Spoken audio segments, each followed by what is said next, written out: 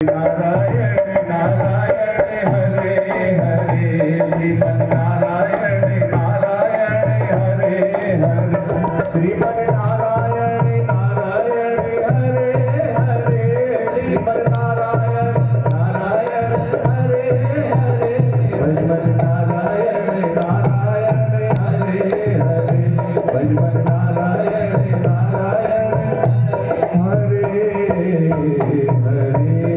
बोले भक्तवत्सल भगवान की। इधर तो भैया हिरण्यकशिपु सोचा है कि चल करके देखूं बेटा कैसा स्कूल में है, हॉस्टल में, और जैसे ही देखता है तो वो भाव से श्रीमन नारायण नारायण हरे हरे का कीर्तन कर रहे हैं। कूद पड़ा है रथ से और कूद करके गुरु पुत्रों को बुलाया, रे मूर्खो तुम मेरे पुत्रों को क्या सिखा रहा है?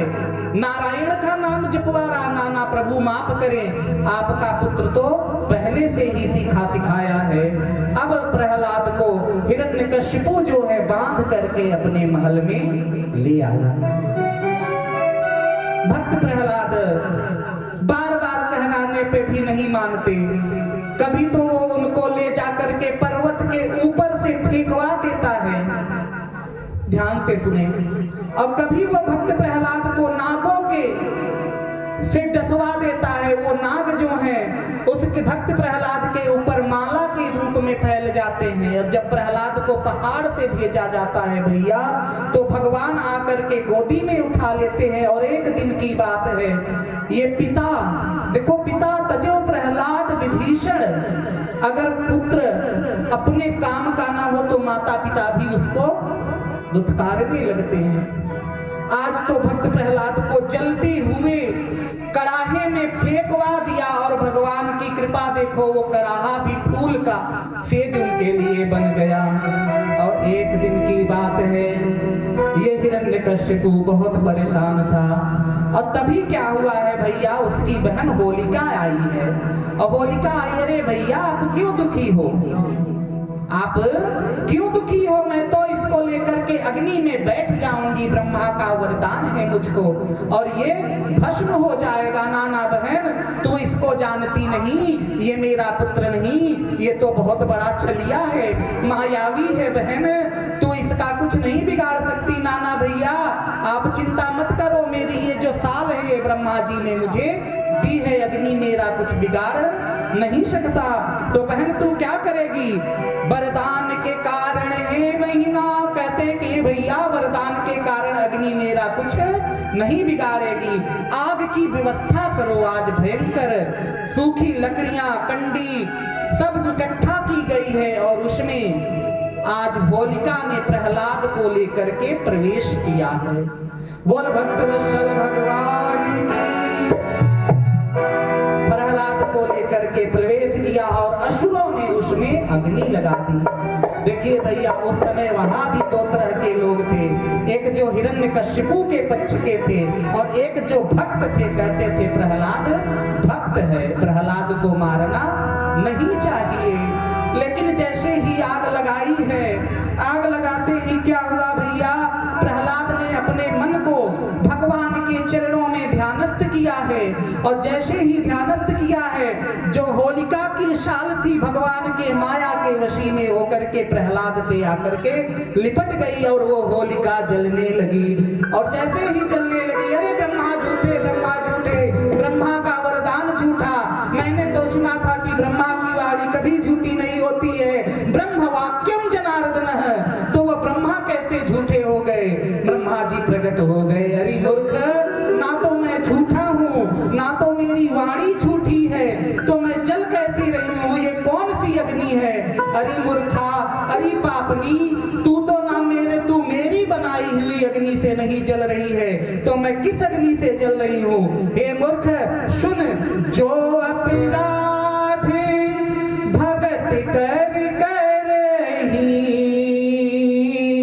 राम रोष पावक ही जलही। हे मूर्ख, जो भगवान के भक्त का अपराध करता है वो भगवान की क्रोध रूपी अग्नि में जलता है। देख तू आज भगवान की क्रोध रूपी अग्नि में जल रही है। और भैया होलिका चित्कार मार करके जल करके राख हो गई। होलिका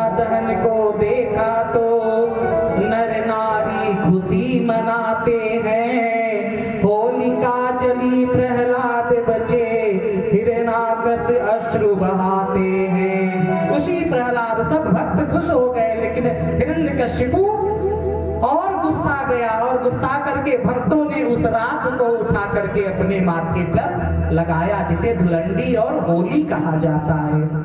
लेकिन विडंबना देखो, इतना पवित्र त्योहार है, उस पवित्र त्योहार के दिन में हमारे घर में क्या बनता है, और हम दारू मदिरा पी करके उस होली के पवित्र त्योहार पे घूमते रहते हैं। इतना पवित्र त्योहार आगे चल करके हिरण्यकशिपु क्रोध से लाल हुआ है और कहता है कि बता भगवान कहाँ है तेरे, कहाँ तेरे भगवान हैं। फिर कहता है कि हे प्रभु भगवान कहाँ नहीं है, यत्र तत्र सर्वत्र मेरे भगवान विराजमान हैं। तो क्या इस खंभे में भी है? हाँ नाथ मेरे प्रभु इस खंभे में भी विराजमान है। जैसे ही चला है और खंभे पर प्रहार किया है, गगन गड़गड़ानो खड़खड़ानो निकषो नर नाहर को भेष अति भयानक है। कटक कटकटावे जीभ लपलपावे चितवत सरोज मानो अंग जात जानो है। हे भगवान भयंकर गड़गड़ाहट के साथ भगवान दीवाल से प्रकट हुए।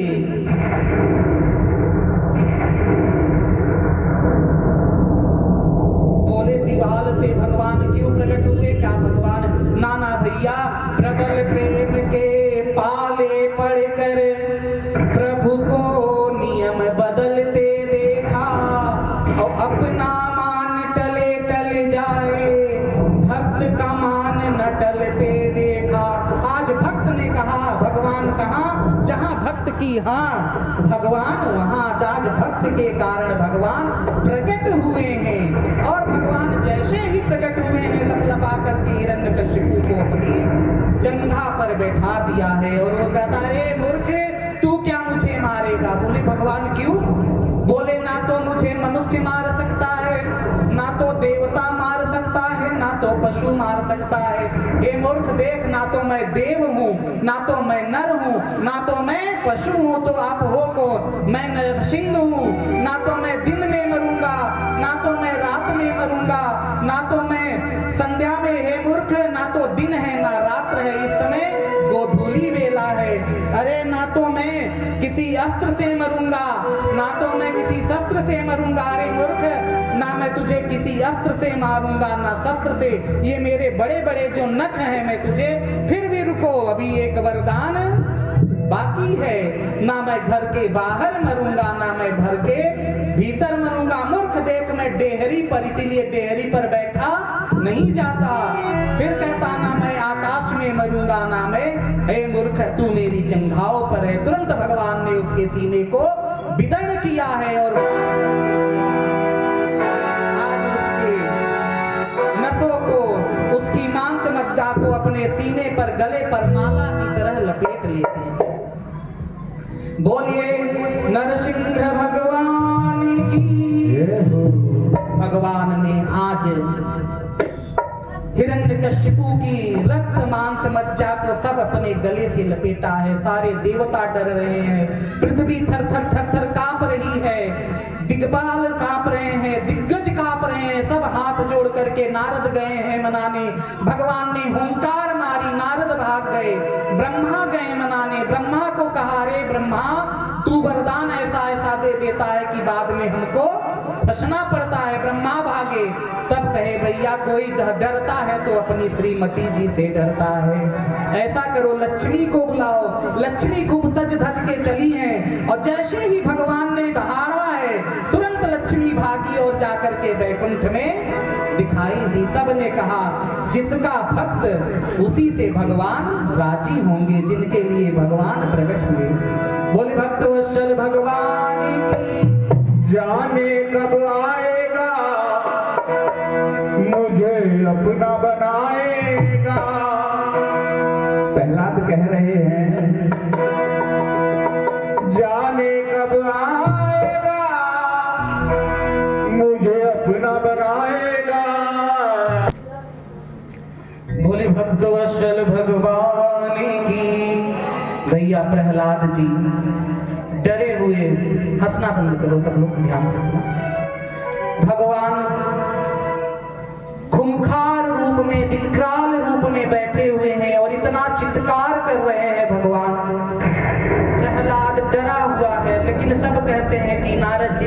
हे भक्त, आज अगर इस जगत की रक्षा कोई कर सकता है तो तू कर सकता है।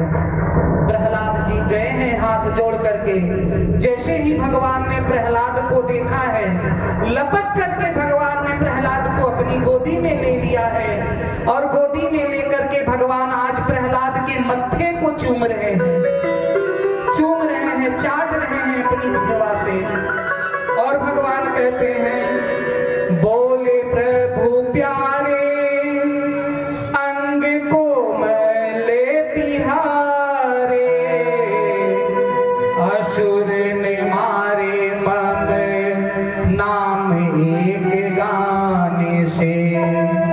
भगवान कहते हैं, पुत्र तेरे तो अंग इतने कोमल हैं, तूने गलती क्या करी थी? तेरी तो कुछ गलती नहीं, क्या भगवान नाम लेना गलत होता है?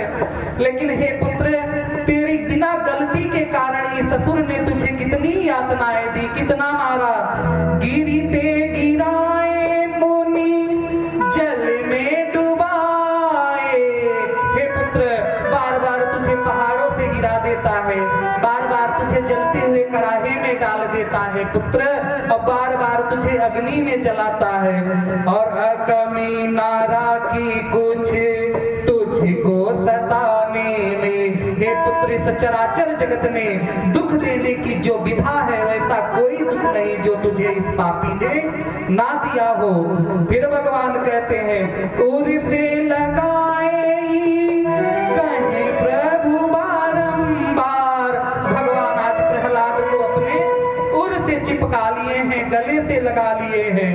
अब करुणा स्वरूप भय करुणा दिखाने में, मानो उस समय नरसिंह जो विकराल रूप में थे, आज नरसिंह अपनी मैया की तरह जैया से गैया अपने बछड़े को प्यार करते, उस प्रकार भगवान आज प्रहलाद को प्यार कर रहे हैं।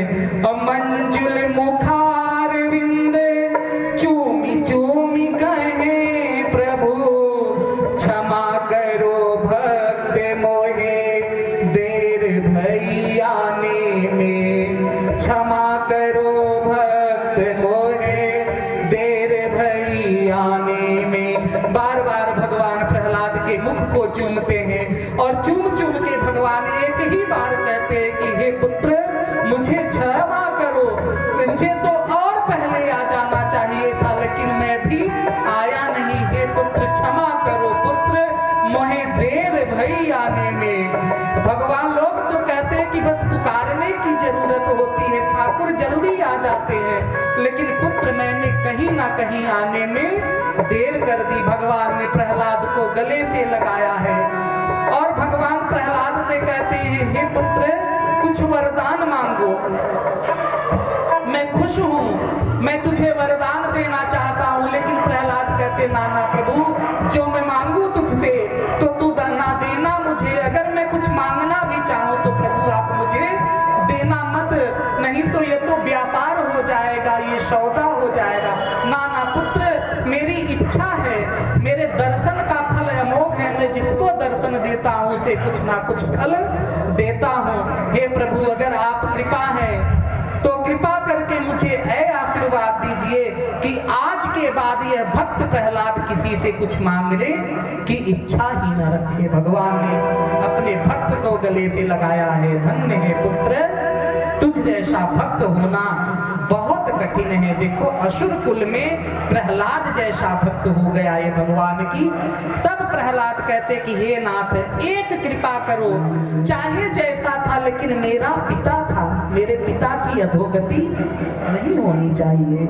हे पुत्र, तुझ जैसा बालक जिस कुल में, तुझ जैसा भक्त जिस कुल में होता है, मैंने तो तेरे 27 पीढ़ियों को तार दिया। देख, तेरा पिता बैठ करके दिव्य विमान में मेरे बैकुंठ लोक को जा रहा है। बोले भक्तवत्सल भगवान की, प्रहलाद जी महाराज की, आज के आनंद की जय जय श्री राधे। भैया, भगवान ने प्रहलाद को आसन पर बिठाया, राज पे बिठाया। 32,000 वर्ष तक प्रहलाद जी ने शासन किया। बोल भक्तवत्सल भगवान